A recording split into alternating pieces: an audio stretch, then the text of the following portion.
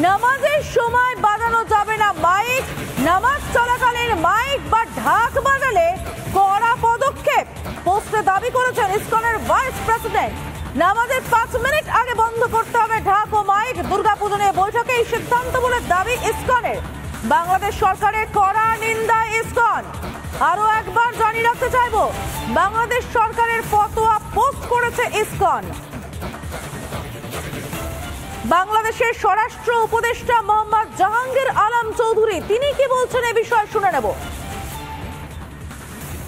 আজান ও নামাজের সময় যেন কোনো বাদ্যযন্ত্র বা মাইকের ব্যবহার নিয়ন্ত্রণ রাখা, মাইক সেই সময় বন্ধই রাখতে হবে। এটাও ভাই আমাদের সাথে এগ্রি করছে। আজানের কমের পক্ষে 5 মিনিট আগেই এই ধরনের কার্যকলাপ বন্ধ রাখতে হবে এবং নামাজ শেষ হওয়া পর্যন্ত এই ধরনের কার্যকলাপ বন্ধ রাখতে হবে। আর ভাই আমার সাথে আরও এগ্রি করছে এরা সবাই, যে অনেক সময় দেখা যায় যে একটা বাদ্যযন্ত্র রেখে দিল, আজান হইতেছে, হয়তো বাদ্য ওই যান্ত্রিক গ্রহণে নাই বা অন্য জন্য এসে একটা শুরু করে দিল। ওই ক্ষেত্রে ভাই আমাদের ক্ষেত্রে এরা সবাই আমাদেরকে এনশিওর করছে যে কোনো রকমের যেন এরকম কেউ করতে না পারে তার ব্যবস্থা গ্রহণ করবে। আমাদের সঙ্গে এই মুহূর্তে কিশোলয় রয়েছে নিউজরুম থেকে। আমি চলে যাব কিশোলয়ের কাছে। কিশোলয়, বাংলাদেশের সংখ্যালঘুরা যে বিপদে রয়েছেন, ধর্মের ভিত্তিতে যে অত্যাচার নেমে আসছে সে কথা আমরা বারবার দেখিয়েছি, বারবার শুনিয়েছি। এবার দুর্গা পুজোতে কপ সমাদৃতা, এর আগে আমরা বারবার দেখেছি বাংলাদেশে বিভিন্ন মন্দিরে বিভিন্ন সংখ্যালঘুদের প্রার্থনা স্থলে হামলা হয়েছে এবং তারপর এর আগে যখন সরকার পড়ে গেল, যখন হাসিনার সরকার পড়ল, তার পরবর্তীকালে বারবার সংখ্যালঘুদের বাড়ি জ্বালিয়ে দেওয়া এবং তাদের উপর হামলার অভিযোগ ওঠে। এবার সরকারের তরফ থেকে তাদের স্বরাষ্ট্র মন্ত্রকের উপদেষ্টা গতকাল একটি মিটিং করেছিলেন। বিভিন্ন দুর্গাপূজা কমিটিকে নিয়ে সেই মিটিং হয় বাংলাদেশের। সেই দুর্গাপূজা কমিটিগুলিকে জানিয়ে দেওয়া হয়েছে, তাদেরকে রুল বুক দিয়ে দেওয়া হয়েছে কি কি নিয়ম পালন করে চলতে হবে। সেই মিটিংয়ে ঠিক হয়েছে, যেমনটা স্বরাষ্ট্র উপদেষ্টা যারা ছিলেন, 22 শোনালাম আমরা, তার নাম মোহাম্মদ জাহাঙ্গীর আলম, তিনি জানিয়ে দিলেন যে যদি নামাজের 5 মিনিট আগে থেকে শুরু করে একটি টাইমলাইন তিনি দিয়েছেন, নামাজের 5 মিনিট আগে, নামাজ চলাকালীন এবং 5 মিনিট পর, এই টাইমলাইনের মধ্যে যদি কোনোভাবে বাদ্যযন্ত্র কোথাও বেজে ওঠে, কোথাও যদি কোনো মন্ত্রোচ্চারণ হয়, কোথাও যদি কোনো ফাংশনের জন্য মাইক বেজে ওঠে, তাহলে কড়া ব্যবস্থা নেওয়া হবে। এরপরেই গোটা বিশ্বজুড়ে এবং ভারতবর্ষে এর বিরুদ্ধে, এই বক্তব্যের বিরুদ্ধে, এই ফতোয়ার বিরুদ্ধে নিন্দা হচ্ছে।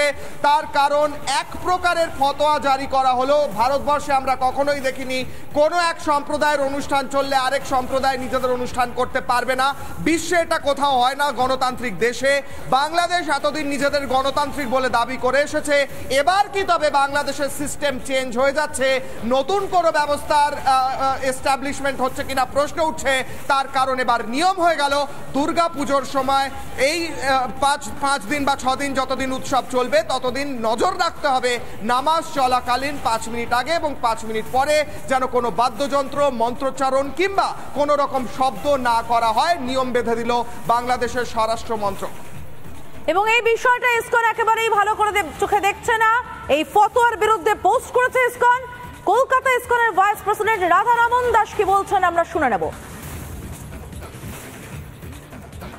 এই নিউজটা খুব ডিস্টার্বিং। বাংলাদেশের হোম মিনিস্টারের যিনি অ্যাডভাইজার আছেন উনি বলছেন কি যত অন্য ধর্মের লোক আছে ওদেরকে নিজের পূজা, কীর্তন, করতাল, ঢোল, প্লেইং এনি মিউজিক্যাল ইনস্ট্রুমেন্ট এটা বন্ধ করে দিতে হবে 5 মিনিট আজান শুরু হওয়ার আগে। ওরা বলছে কি 5 মিনিট আগে বন্ধ করে দিতে হবে।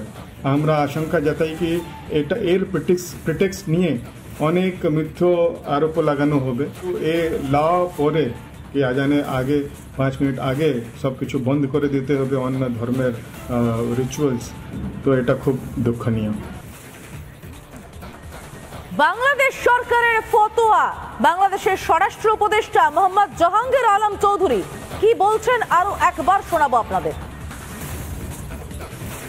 আজান ও নামাজের সময় যেন কোনো বাদ্যযন্ত্র বা মাইকের ব্যবহার নিয়ন্ত্রণ রাখা, মাইক সেই সময় বন্ধই রাখতে হবে। এটাও ভাই আমাদের সাথে এগ্রি করছে।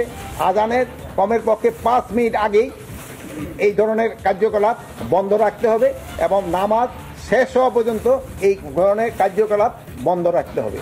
আর ভাই আমার সাথে আরও এগ্রি করছে এরা সবাই যে অনেক সময় দেখা যায় যে একটা বাদ্যযন্ত্র রেখে দিল, আজান হইতেছে, হয়তো বাদ্য ওই যান্ত্রিক গ্রহণে নাই বা অন্য জন্য এসে একটা শুরু করে দিল, ওই ক্ষেত্রে ভাই আমাদের ক্ষেত্রে এরা সবাই আমাদেরকে ইনশিওর করছে যে কোনো রকমের যেন এরকম কেউ করতে না পারে তার ব্যবস্থা গ্রহণ করবে।